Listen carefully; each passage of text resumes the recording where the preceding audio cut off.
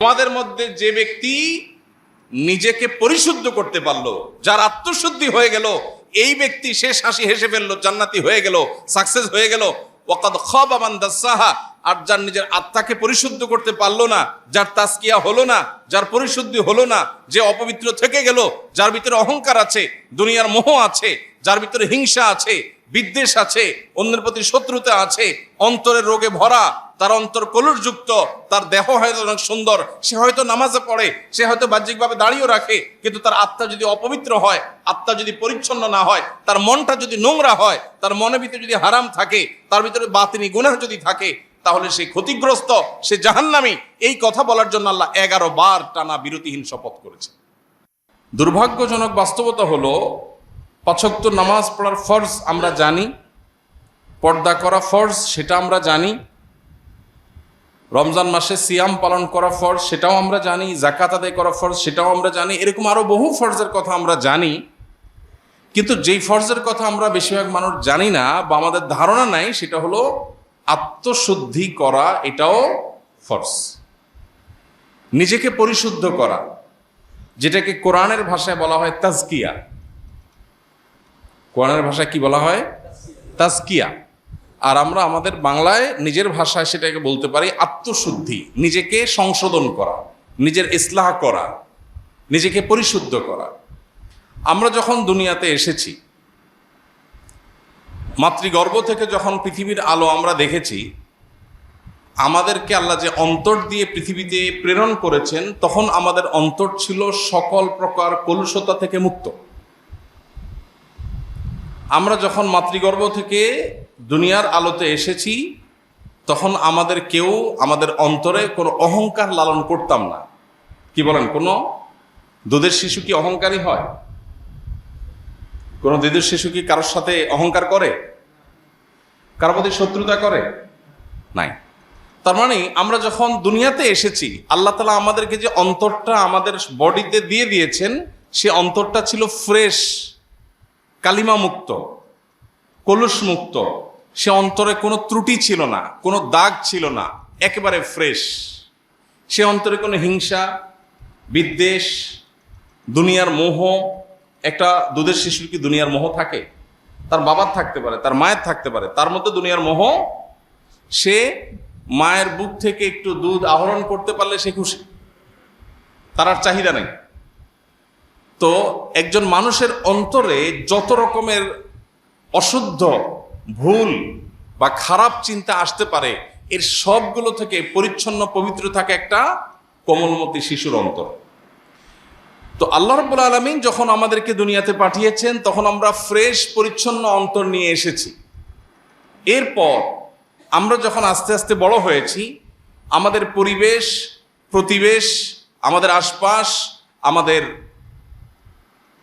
গণ্ডি, আমাদের চৌহদ্দি এবং আমাদের এনভায়রনমেন্ট, আমাদের সহচর, আমরা যাদের সাথে উঠা বসা করছি, যে জায়গায় যাচ্ছি, এই সব কিছু থেকে আমাদের অন্তর ধীরে ধীরে ধীরে ধীরে নানান কলুষ এবং কালিমা ধারণ করতে করতে করতে এমন একটা পর্যায়ে চলে গেছে যে এই অন্তরটা এখন এতটা রোগাক্রান্ত, এতটা ময়লাযুক্ত, এতটা কালিমাযুক্ত, যে অন্তর দিয়ে এখন ভালো আর মন্দ পরখ করা আমাদের জন্য কঠিন হয়ে যাচ্ছে।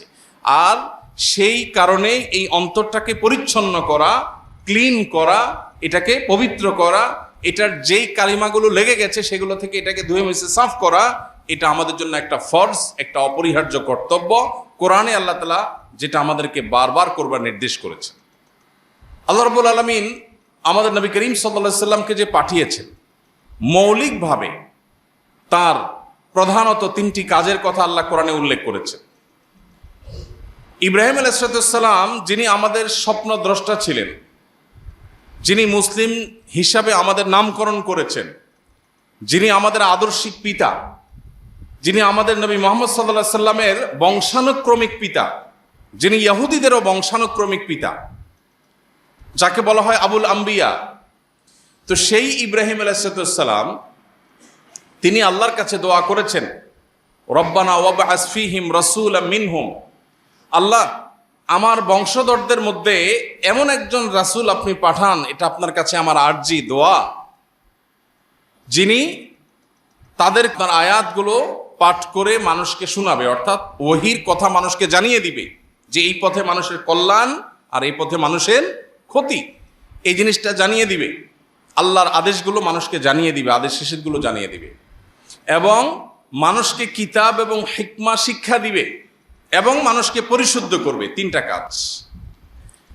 আল্লাহ রাব্বুল আলামিন ইব্রাহিম আলাইহিস সালামের দোয়া কবুল করে যখন আয়াত নাজিল করলেন, তখন আল্লাহ রাব্বুল আলামিন বলেছেন, লাকাদ মান্নাল্লাহু আলাল মুমিনিনা ইয বাআসা ফীহিম রাসূলাম মিন আনফুসিহিম ইয়াতলু আলাইহিম আয়াতি ওয়া ইউযাক্কিহিম ওয়া ইউআল্লিমুহুমুল কিতাবা ওয়াল হিকমা। এখানে ইব্রাহিম আলাইহিস সালাম যখন দোয়া করেছেন, তখন তিনি বলেছেন, আল্লাহ আমার বংশধরদের মধ্যে এমন রাসূল প্রেরণ করেন যে রাসূল আপনার আয়াত মানুষকে পাঠ করে শোনাবে, যে রাসূল মানুষকে আল্লাহর কালাম এবং হিকমত শিক্ষা দিবে, এবং যে রাসূল মানুষকে পরিশুদ্ধ করবে। এই যে মানুষ খারাপ পথে চলে যায় তাদেরকে সঠিক পথে ফিরে আনবে, আত্মশুদ্ধির কাজ করবে, সংশোধনের কাজ করবে। এখানে ইব্রাহিম আলাইহিস সালাম সিরিয়াল করতে গিয়ে 1 নম্বরে এনেছেন আল্লাহর আয়াত তেলাওয়াত করা, 2 নম্বরে এনেছেন মানুষকে কোরআন এবং সুন্নাহ বা হিকমার তালিম দেওয়া, আর 3 নম্বরে এনেছেন তাজকিয়া বা পরিশুদ্ধ করা মানুষকে। আল্লাহ তাআলা যখন ইব্রাহিম আলাইহিস সালামের দোয়া কবুল করে আয়াত নাজিল করেছেন, তখন আল্লাহ বলেছেন যে ঈমানদারদের প্রতি আল্লাহ তাআলা অনুগ্রহ করেছেন, এবং অনুগ্রহ করে আল্লাহ তাআলা ইব্রাহিম আলাইহিস সালামের দোয়া কবুল করে একজন রাসূল প্রেরণ ঠিকই করেছেন। তিনি হলেন মুহাম্মদ সাল্লাল্লাহু আলাইহি ওয়াসাল্লাম, এবং তার ডিউটি কি? ইব্রাহিম আলাইহিস সালাম যে 3টা বলেছেন, আল্লাহ সেই 3টাই বলেছেন, অর্থাৎ ইব্রাহিম আলাইহিস সালাম সঠিক অ্যাড্রেস করেছেন। নবীর ডিউটি 3টা, এই 3টা ডিউটির মধ্যে সিরিয়াল ইব্রাহিম আলাইহিস সালাম তাজকিয়াকে 3 নম্বরে রেখেছেন। আল্লাহ কোরআনে যখন সেটা উল্লেখ করতে গেছেন, তখন সিরিয়ালে তাজকিয়াকে 2 নম্বরে উঠে এনেছেন। আল্লাহ বলেছেন, আয়াতটা কি? লাকাদ মান্নাল্লাহু আলাল মুমিনিনা ইয বাআসা ফীহিম রাসূলাম মিন আনফুসিহিম। এর পরের অংশ কি? ওয়া ইউযাক্কিহিম। আল্লাহ তাআলা ইব্রাহিম আলাইহিস সালামের দোয়া কবুল করে ঈমানদারদের প্রতি অনুগ্রহ করেছেন, তাদের মধ্য থেকে একজনকে রাসূল হিসেবে প্রেরণ করেছেন, তিনি মুহাম্মদ সাল্লাল্লাহু আলাইহি ওয়াসাল্লাম। তার ডিউটি কি? মানুষকে কোরআন এবং সুন্নাহর আল্লাহর যে ওয়াহি সেটা পাঠ করে শোনানো, যে আল্লাহ এটা বলেছেন, এটা নিষেধ করেছেন। আর দ্বিতীয় ডিউটি হলো ওয়া ইউযাক্কিহিম, মানুষকে পরিশুদ্ধ করবে, মানুষের সংশোধনকে নিশ্চিত করবে। এটা নবী করিম সাল্লাল্লাহু আলাইহি সাল্লামের দ্বিতীয় ডিউটি। 3 নম্বরে বলেছেন কিতাব এবং সুন্নাহ, কিতাব এবং হিকমার তালিম দিবে। তাহলে এখান থেকে বোঝা যায় এই যে অ্যাপ্রোচ, ইব্রাহিম আলাইহিস সালাম নবীদের 3টা ডিউটি, নবী সাল্লাল্লাহু আলাইহি ওয়াসাল্লাম 3টা ডিউটি বলেছেন, আল্লাহ 3টা বলেছেন। ইব্রাহিম আলাইহিস সালামের সিরিয়ালে আত্মশুদ্ধিটা 3 নম্বরে ছিল, আল্লাহ যখন উল্লেখ করেছেন সেটার, তখন উল্লেখ করতে গিয়ে ওটাকে সিরিয়ালে এনেছেন কত নম্বরে? 2 নম্বরে। তার মানে উঠে এনেছেন একটা ধাপ। এখান থেকে বোঝা গেল একজন মুসলমানের কাছে বা আল্লাহর দৃষ্টিতে নিজেকে পরিশুদ্ধ করার গুরুত্ব অপরিসীম। ভাইরা আমার, কোরআনে কারিমে আল্লাহ তাআলা বিভিন্ন জায়গায় শপথ করেছেন। আপনারা জানেন আল্লাহ অনেক জায়গায় শপথ করে অনেক কথা বলেছেন না? শপথ মানুষ কেন করে, বা আমরা শপথ করি কেন? অবিশ্বাস্য কথাকে বিশ্বাসযোগ্য করবার জন্য, তাই না? যে আমি এমন একটা কথা বলছি আপনার বিশ্বাস করতে কষ্ট হবে, সেজন্য আমি বলছি আল্লাহর কসম, আমার যে কথাটা আপনার বিশ্বাস করতে কষ্ট হবে সেটা বিশ্বাসযোগ্য করে তুলবার জন্যই আমরা কি করি? শপথ করি। আল্লাহ সুবহানাহু ওয়া তাআলা তার কোনো কথায় সন্দেহ করবার সুযোগ নেই। মানুষের কথা সন্দেহ হতে পারে, সে অপশন আছে, কিন্তু আল্লাহর কথার মধ্যে সন্দেহ করার অপশনই নাই। তিনি মহাসত্য, তার উপরে সত্য নাই। যেই আল্লাহর উপর কোনো সত্য নাই, সে আল্লাহ আবার কোরআনে শপথ করে কেন কথা বলতে হবে? আল্লাহর কি কথা বলার সময় শপথ করার দরকার আছে? নাই। ভাইরা আমার, যেই আল্লাহর শপথ করার দরকার নাই, তার সব কথাই বিশ্বাসযোগ্য, বরং বিশ্বাস করতে আমরা বাধ্য, সেই আল্লাহ আবার শপথ করেছেন কেন? আমাদেরকে বোঝাবার জন্য যে এই কথাটা খুব ইম্পর্টেন্ট। ফলে এটা বলতে গিয়ে আমি শপথ করছি, তোমরা যদি এই কথা বলতে তাহলে শপথ করে বলা লাগতো তোমাদের। কথাটা এতটা ইম্পর্টেন্ট, এতটা অতি গুরুত্বপূর্ণ যে তোমরা বললে শপথ করে বলতে হতো। জাস্ট সেটা বোঝাবার জন্য আল্লাহ তাআলা শপথ করেন। শপথের আল্লাহর আরো বিভিন্ন মাকসাদ, আরো হিকমা, আরো রহস্য আছে, যেটা উলামা ইকরাম উল্লেখ করেছেন, মুফাসসিরগণ বলেছেন। আমার আলোচ্য বিষয় সেটা না। আলোচ্য বিষয় হলো আল্লাহ যত শপথ করেছেন, কোথাও একবার শপথ করে একটা কথা বলেছেন, কোথাও দুইবার শপথ করে একটা কথা বলেছেন। পুরো কোরআন জুড়ে বিভিন্ন জায়গায় এরকম শপথ আছে। কোথাও তিনবার শপথ করে একটা কথা বলেছেন, যেমন আল্লাহ রাব্বুল আলামিন বলেছেন ওয়াল আসর ইন্নাল ইনসানা লাফি খুসর। আমরা সবাই জানি এটা ছোট সূরা। আসরের শপথ, আসর মানে যুগ, যুগের শপথ, হ্যাঁ, যে মানুষ ক্ষতির মধ্যে আছে। তবে যারা ঈমান আনলো, নেকামল করলো, ভালো কাজের কথা মানুষকে বললো এবং ধৈর্য ধারণ করলো, এরা কিয়ামতের সাকসেস হবে, আর বাকি সব মানুষ লুজার হবে। এই কথাটা বলতে গিয়ে আল্লাহ আসরের শপথ করেছেন। এখানে একবার শপথ আল্লাহ করেছেন, তাই না? এরকম কোরআনে বিভিন্ন শপথ আছে।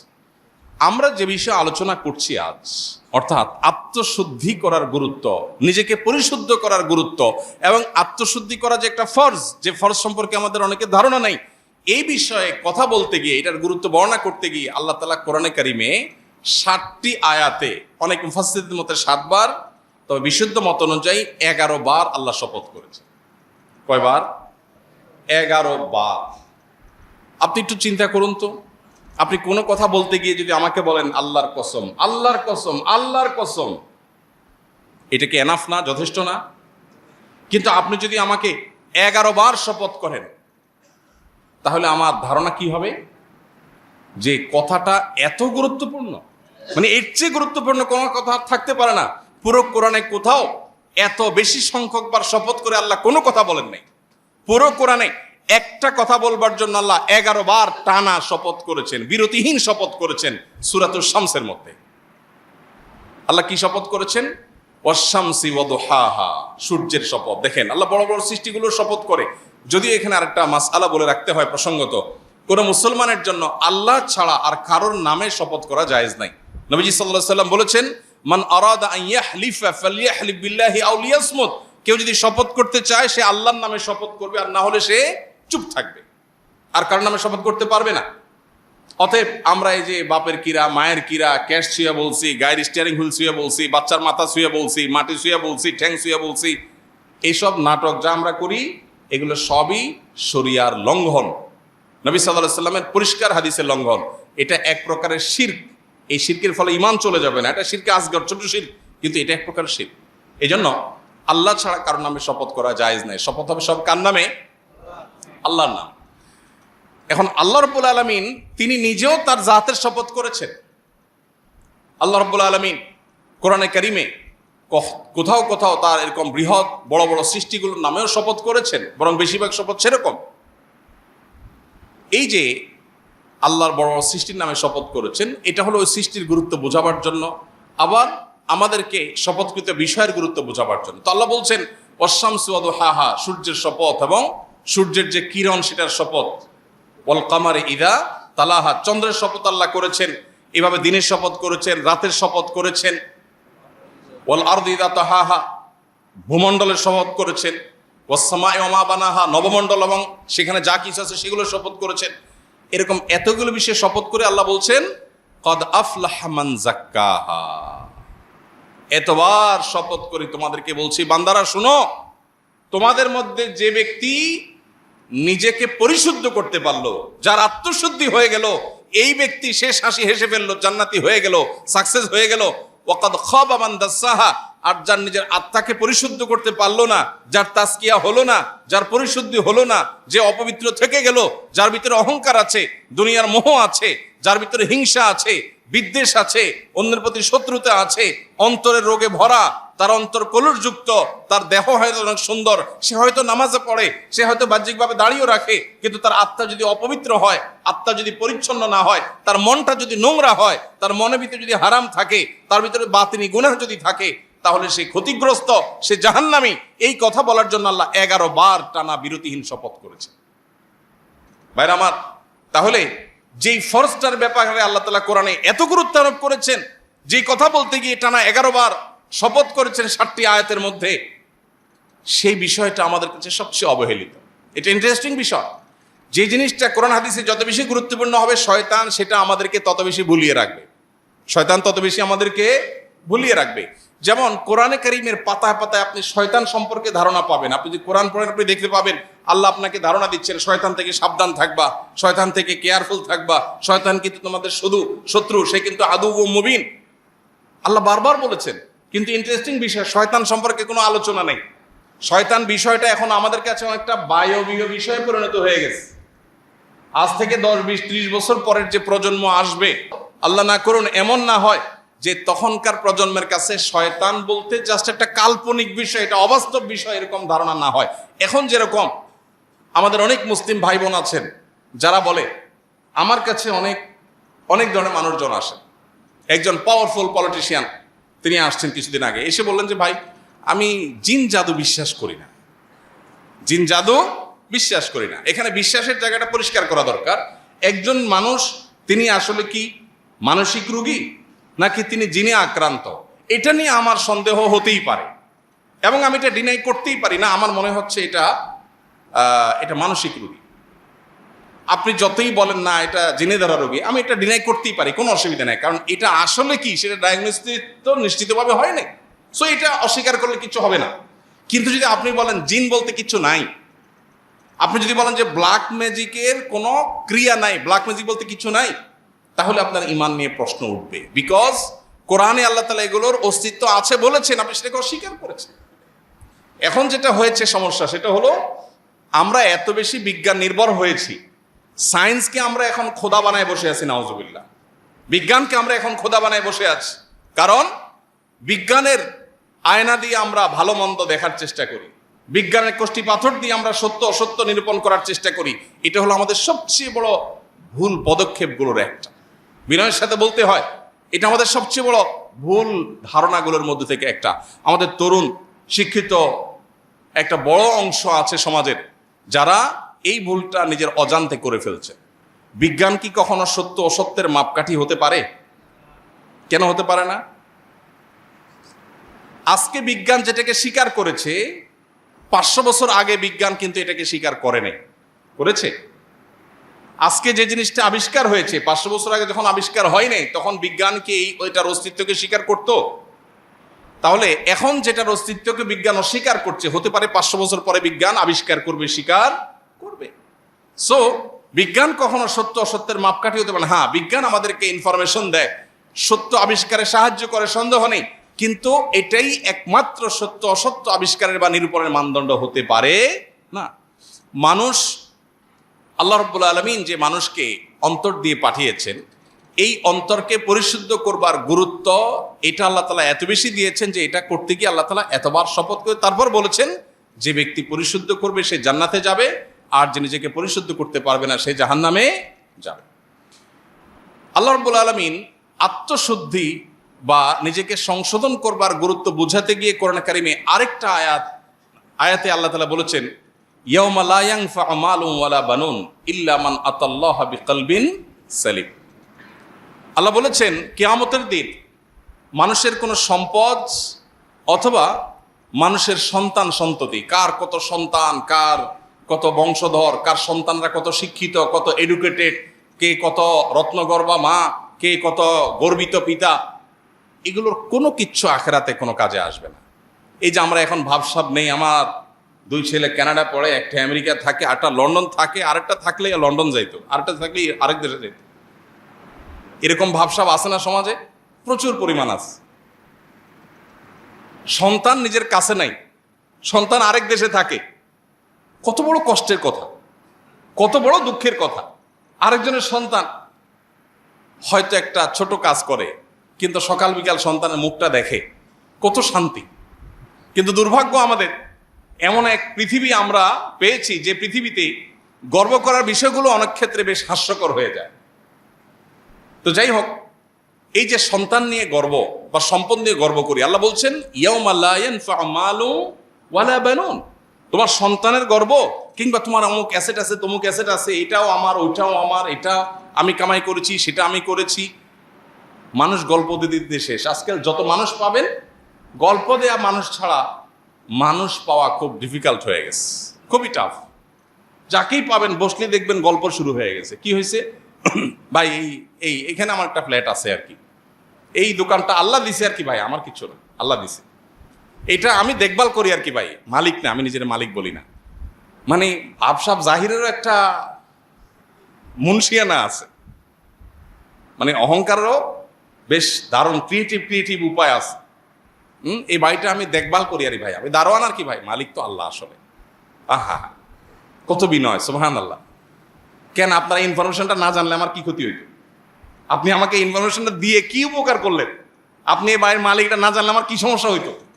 কিন্তু যার কাছেই যাবেন, বসবেন, 5 মিনিট সুযোগ পাইলে আর কিছু না পারলে বলবে অমুক এমপি সাহেব আমার তালতো ভাইয়ের খালাতো ভাইয়ের দোস্ত। মানে কিছু একটা তাকে বলতে হবে।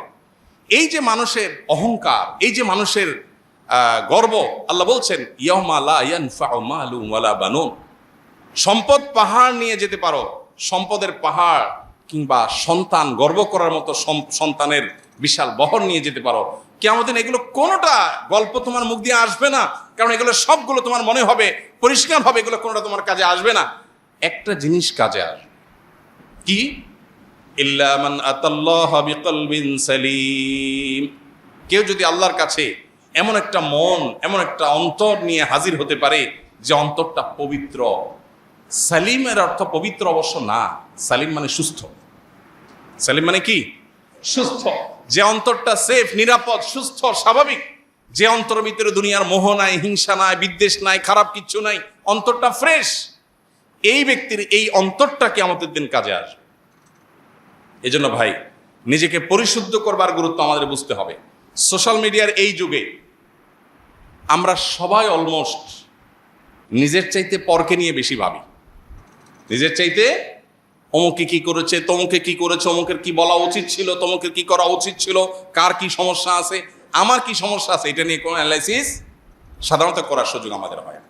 ওই যে শুরুতে বলেছি, আল্লাহ রাব্বুল আলামিন দুনিয়াতে যখন পাঠিয়েছেন তখন একটা মন দিয়ে পাঠিয়েছেন। সেই মনটাতে কোনো নোংরামি ছিল, কোনো কলুষতা ছিল, কোনো খারাপ কিছু ছিল? আল্লাহ কিয়ামতের দিন আবার বুঝে নিবেন, বান্দা তোমাকে আমি একটা ফ্রেশ, রোগমুক্ত, পরিচ্ছন্ন অন্তর দিয়ে পাঠিয়েছিলাম, তুমি আমার কাছে এসেছো এমন একটা অন্তর নিয়ে যে অন্তরে শত শত মানুষের প্রতি শত্রুতা, বিদ্বেষ, অহংকার, খাই লোভ, মোহ, দুনিয়ার সমস্ত রোগ দিয়ে সেটাকে পরিপূর্ণ করে তারপর তুমি আমাকে দিয়েছো। আমি অন্তরটা অ্যাকসেপ্ট করব না। আমি যে পরিচ্ছন্ন অন্তর দিয়েছি আমি সেটাই রিটার্ন চাই।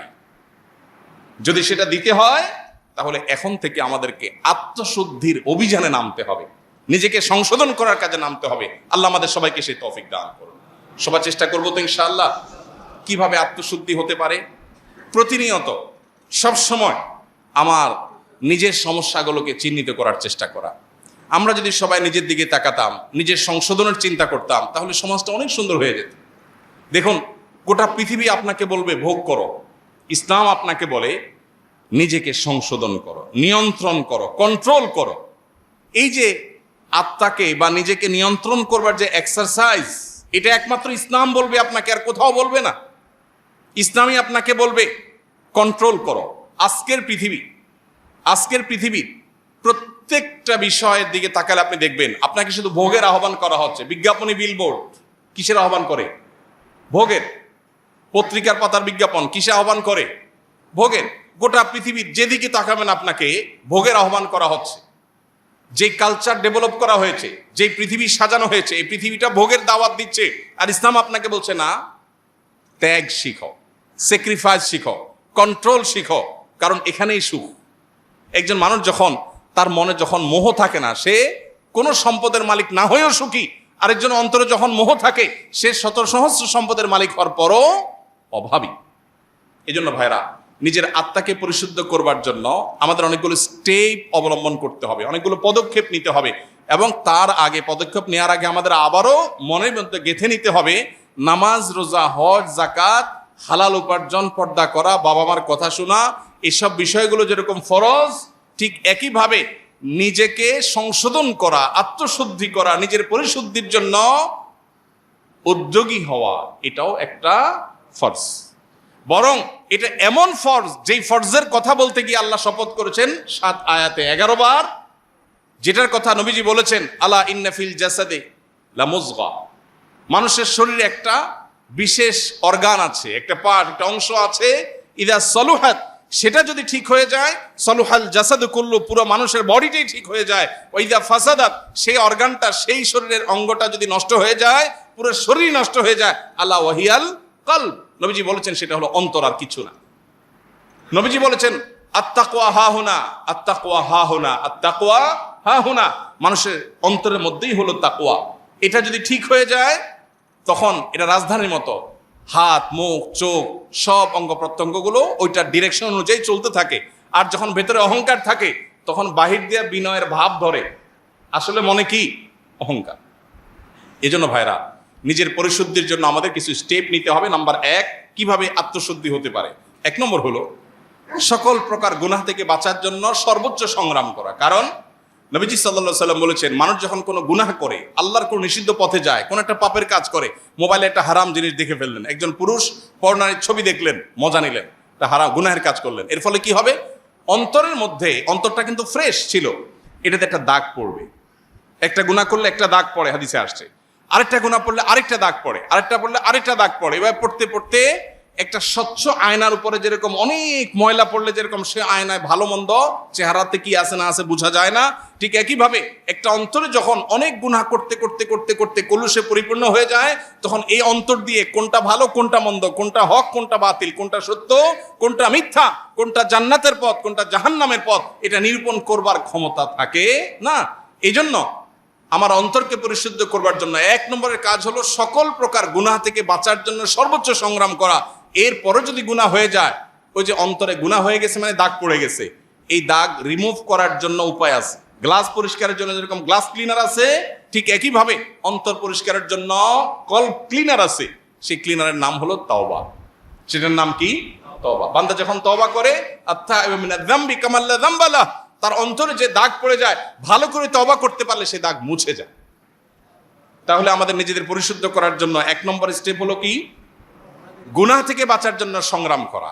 অনেক নফল নামাজ দরকার নাই, অনেক নফল দানও দরকার নাই, অনেক তাসবিহ না হলেও চলবে, অনেক তেলাওয়াত না হলেও চলবে, কিন্তু যেটা না হলে চলবে না সেটা হলো কি? আমার দ্বারা কোনো গুনাহ হবে না। আমি চোখের গুনাহ, মুখ দিয়া সকাল থেকে রাত পর্যন্ত কত গীবত বেহুদা কথা বলছি, এগুলো সবগুলো গুনাহ। যেগুলো কোরআন হাদিসে নিষেধ করা হচ্ছে সেগুলো করাই হলো কি? গুনাহ। অতএব সেগুলো থেকে বেঁচে থাকার চেষ্টা কর। যদি কোনোটা হয়ে গেছে, আমি টের পাই এই কথাটা তো বলা ঠিক হয়নি, আমার অন্যায় হয়ে গেছে, দেরি না করে সাথে সাথে রিমুভার দিয়ে সেটাকে রিমুভ করা, অর্থাৎ তওবা করা যে আল্লাহ আমি অন্যায় করেছি, আর করবো না, এটাই রিমুভার। তাহলে এই প্রক্রিয়ার মধ্য দিয়ে আমাদের অন্তরটাকে পরিচ্ছন্ন রাখতে পারি। আর দ্বিতীয়ত হলো, আল্লাহ বলেছেন ইয়া আইয়ুহাল্লাযীনা আমানুত্তাকুল্লাহ ওয়া কুনু মা'আস সাদিকিন, হে ঈমানদাররা তোমরা তাকে অবলম্বন করো আর নেককার আল্লাহওয়ালা মুত্তাকি পরহেজগার মানুষের সুহবতে থাকো। সাহচর্য অনেক গুরুত্বপূর্ণ। পরিবেশ, নেককারদের পরিবেশ কিন্তু মানুষকে নেককার করে, বদকারদের পরিবেশ মানুষকে বদকার করে। এই জন্য সাহচর্য এবং সোহবত মানুষকে যত দ্রুত পরিবর্তন করে, অন্য কোনো কিছু এত দ্রুত পরিবর্তন করে না।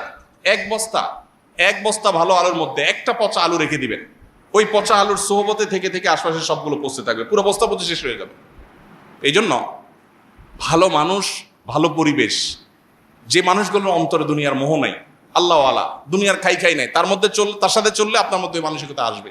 বিনয়ী মানুষের সাথে চললে আপনার মধ্যে বিনয় আসবে। সোহবতের জন্য আল্লাহওয়ালা মুত্তাকি মানুষ, নেককার মানুষদের সাহচর্য অবলম্বন করা, এটা 2 নম্বর করণীয়। 3 নম্বর করণীয়, আল্লাহর কাছে চোখের পানি ফেলে দোয়া করা।